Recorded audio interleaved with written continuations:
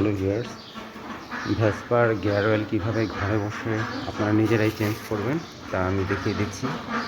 প্রথমে হচ্ছে যে এইখানে একটা নাট আছে, নাটটা আপনারা খুলবেন। হ্যাঁ, এইরকম একটা এলএমজি দিয়ে নাটটা প্রথমে খুলে নেবেন আপনারা। আমি খুলে ক্লিন করেছি, এই যে দেখুন ক্লিন করেছি। এখন হচ্ছে আমি গিয়ার অয়েলটা ঢালবো ভিতরে। এই নাটটা, পাশের এই নাটটা আপনারা খুলবেন, খুলে তারপরে গিয়ার অয়েল এখানে দিয়ে দেবেন নিজেরাই। যারা গাড়ি চালাচ্ছেন তারা আসলে এই কাজগুলো নিজেরাই করতে শিখবেন, শুধু মেকারের উপর নির্ভর থাকবেন না।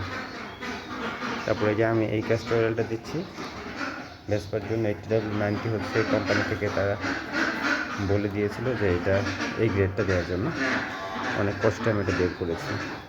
এখান দিয়ে এটা দিয়ে দিব।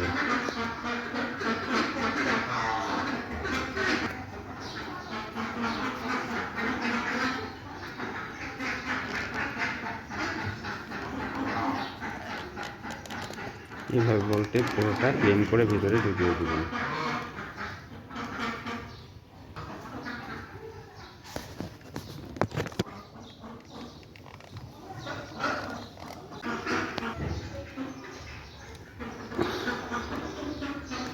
হ্যাঁ, মনে হচ্ছে পুরোটাই ঢুকে গেছে।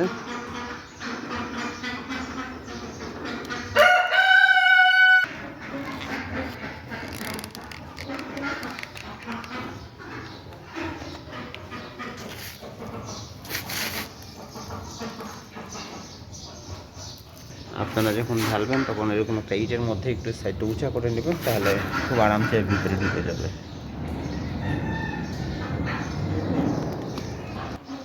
তারপর হচ্ছে এই নাটটি আবার লাগিয়ে দিবেন।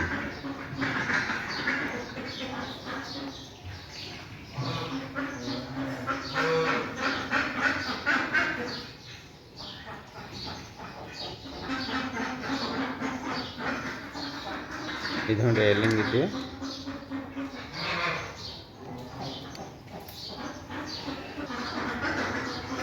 টাইট করে নিলাম।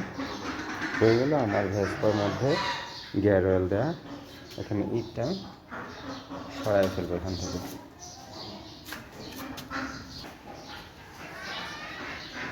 এইভাবে আপনারা ঘরে বসে নিজেরাই গিয়ার অয়েল দিয়ে দিতে পারবেন। তবে লক্ষ্য রাখবেন অবশ্যই গিয়ার অয়েলের গ্রেডটা যেন 80W90 হয়। এই গ্রেডের গিয়ার অয়েলটা দেওয়ার চেষ্টা করবেন, তাহলে আপনার ভেসপাটা খুব আরামসে চলবে।